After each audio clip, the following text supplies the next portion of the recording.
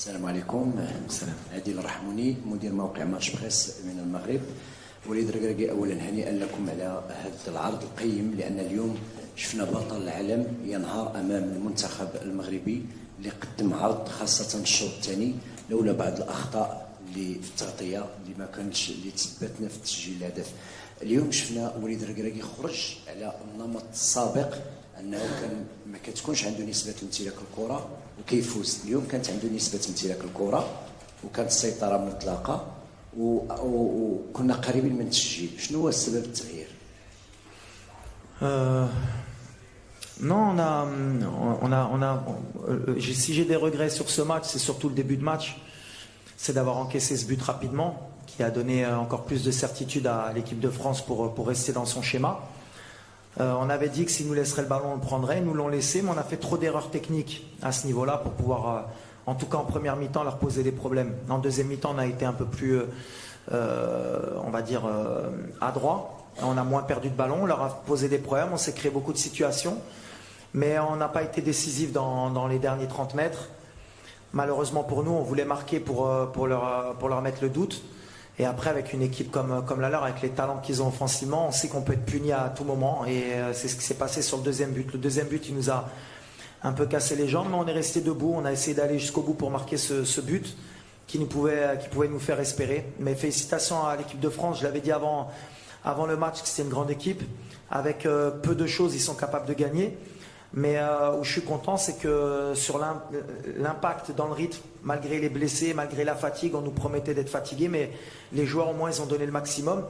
Et je pense qu'on les a fait douter par moments. Et déjà ça pour nous c'est extraordinaire. Après, pour anticiper un peu les questions, sur une compétition comme la Coupe du Monde de très très haut niveau, pour essayer d'aller la gagner, je pense que la marche a été un tout petit peu trop haute pour nous. Pas en termes de qualité, pas en termes de tactique, c'était plus athlétique, plus physique. On a eu trop de blessures, trop de joueurs qui ont joué à pratiquement 60-80% depuis le début de la compétition. Et avec tout ça, on fait quand même demi-finaliste. Donc d'abord, je veux féliciter l'équipe de France d'abord, leur dire bravo. Et maintenant, on va être derrière eux. Et mes joueurs surtout, parce que voilà, le cœur qu'ils y ont mis, l'image qu'ils ont donnée, je pense, de notre équipe nationale, dans le monde, je pense que ça vaut la victoire en Coupe du Monde. Maintenant, c'est dur pour les gamins parce qu'ils voulaient absolument marquer l'histoire, mais on va apprendre. On ne gagne pas une compétition comme la Coupe du Monde sur un miracle. On doit encore travailler pour revenir encore plus fort, Inch'Allah.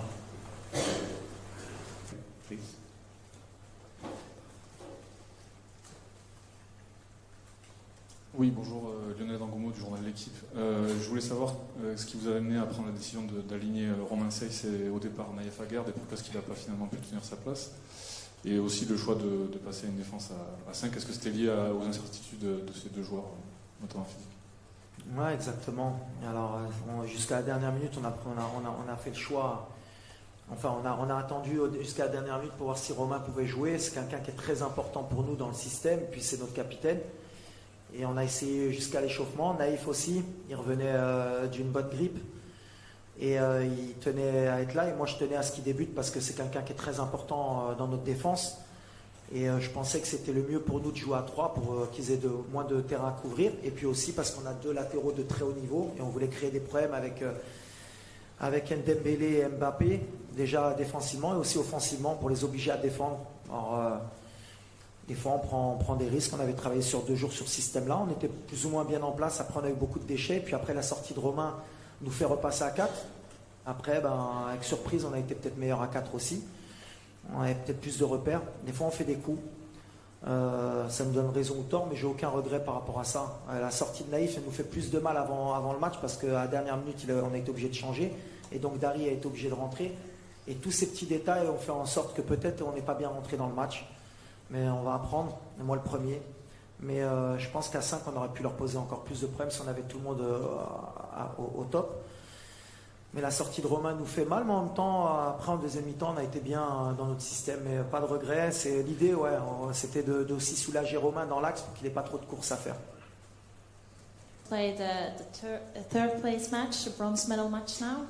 How big is your motivation to play a match like that, and will you consider to rest some of your best players?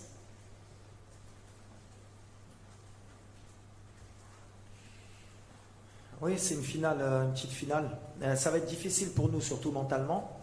Déjà, on a beaucoup de blessés. On finit sur les rotules. J'ai deux idées. Alors, j'ai envie d'aller gagner ce match. On va tout faire pour le gagner, mais je pense que je vais donner aussi du temps de jeu à certains joueurs qui n'ont pas eu la chance de goûter à la Coupe du Monde parce qu'ils le méritent. Ils ont été extraordinaires avec le groupe.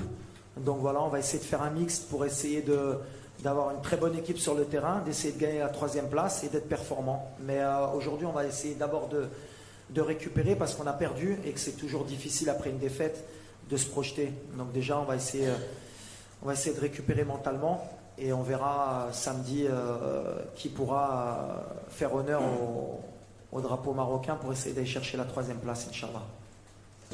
Coach, après cet exploit, on va dire un exploit historique durant cette Coupe du Monde, est-ce que votre prochain objectif sera la prochaine CAN? Merci. Forcément, et puis on s'est encore plus mis de pression. Déjà qu'on était souvent des favoris, mais là avec la demi-finale, on est obligatoirement obligé de pas se cacher, et puis on va pas se cacher. Maintenant, voilà, il y a d'autres critères. L'Afrique, c'est différent. On va être attendu, mais on a un an pour se préparer. Déjà, je pense qu'on va mettre un peu de temps pour digérer cette compétition. Heureusement que le prochain rassemblement, c'est en mars. Mais je l'ai dit la dernière fois, moi, sur mon contrat, je me cache pas, hein, je suis ambitieux. J'ai dit que si on faisait pas minimum demi-finale, je partirais. Et c'est comme ça qu'il faudra faire. Mais ouais, on va y aller pour la gagner. Mais attention, il y a des clients en Afrique aujourd'hui. Ça a progressé quand on voit les absents à la Coupe du Monde, que ce soit la Côte d'Ivoire, l'Algérie, l'Égypte, plus les 5 qui ont participé, plus le Nigeria. Voilà, il y a au moins 10 équipes qui vont postuler à cette coupe.